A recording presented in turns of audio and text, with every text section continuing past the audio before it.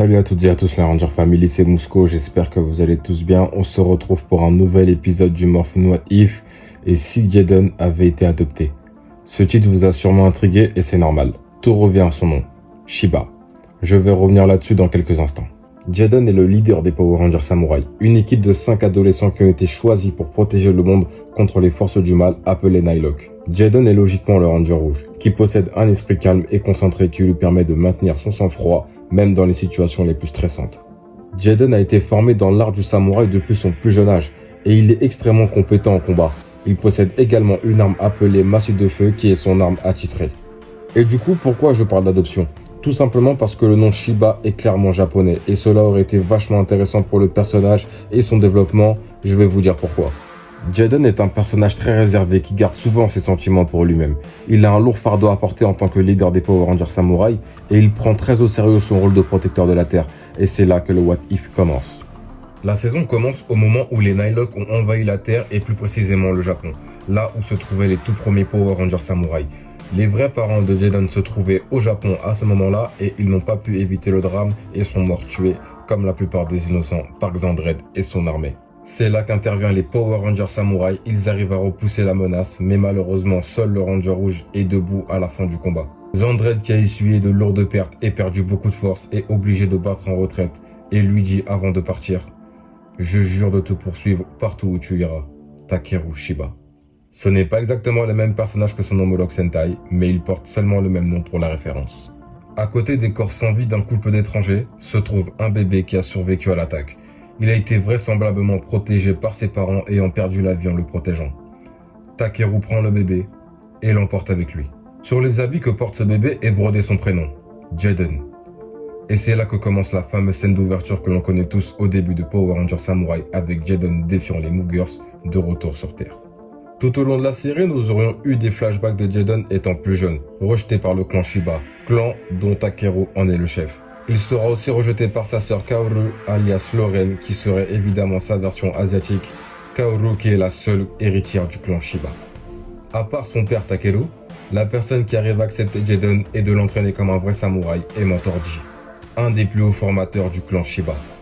Cela aurait été intéressant de voir par quelles épreuves Jaden est passé pour en arriver jusque-là, et on aurait compris le caractère que l'on connaît aujourd'hui. Étant donné que le sang Shiba ne coule pas dans ses veines, il aurait été un paria aux yeux de tout le monde. Et pour son développement, cela aurait été excellent à mon goût. Takeru ne supportant plus les moqueries que subit son fils adoptif, il décide de partir avec Mentor G pour la Nouvelle-Zélande, élever son fils et lever une nouvelle équipe de Power Rangers Samurai. C'était surtout pour que sa fille puisse aussi poursuivre son entraînement toute seule avec le clan Shiba au Japon. Des années passèrent et Jaden poursuivait son entraînement sans relâche avec Mentor G et son père, ainsi que les nouveaux membres de l'équipe que son père a constituée. Ces membres qui sont les parents des futurs coéquipiers de Jaden. Une nuit, Maître Xandred qui avait juré de poursuivre Takeru refait surface. Le combat ultime était sur le point de commencer et avant de partir, Takeru glisse quelques mots à Jaden. Il lui dit qu'en cas de malheur, il sera le dernier rempart du clan Shiba pour arrêter Maître Xandred une bonne fois pour toutes et que ce n'est pas pour rien que les destins les allient lui et Jaden. Ils ne sont pas liés par le sang, mais quelque chose de plus puissant, la famille. C'est ce qu'est avant tout le clan Shiba. Au fil de la série, on apprend que Jaden a une sœur, Kaoru, qui a été choisie pour être la Ranger rouge à la place de Jaden, mais qui a été gravement blessée lors d'une bataille contre les ennemis des Rangers. Jaden a alors repris son rôle de Ranger rouge et a promis de tenir son rang le temps que sa sœur reprenne toutes ses forces. Les autres Rangers se demandent pourquoi est-ce qu'ils n'ont pas les mêmes origines, et ils comprennent maintenant pourquoi est-ce que Jaden avait du mal à maîtriser les différents disques de puissance du clan Shiba.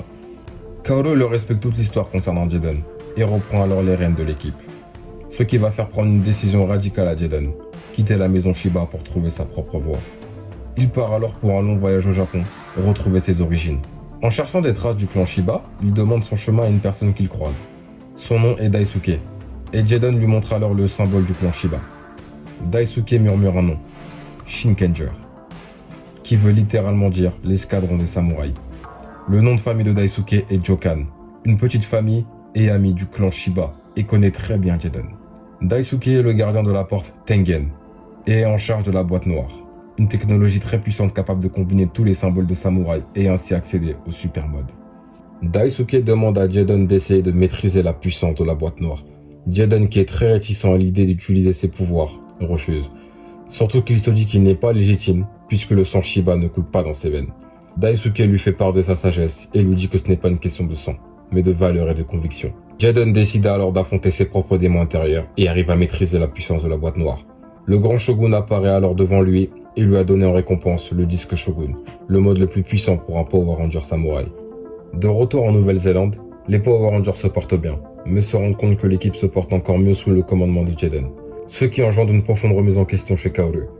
Jaden, qui n'est pas un Shiba à part entière, mène mieux l'équipe que elle qui s'est entraînée toute sa vie pour ce moment. En pleine difficulté contre un monstre, Jaden refait son apparition en possession de la boîte noire.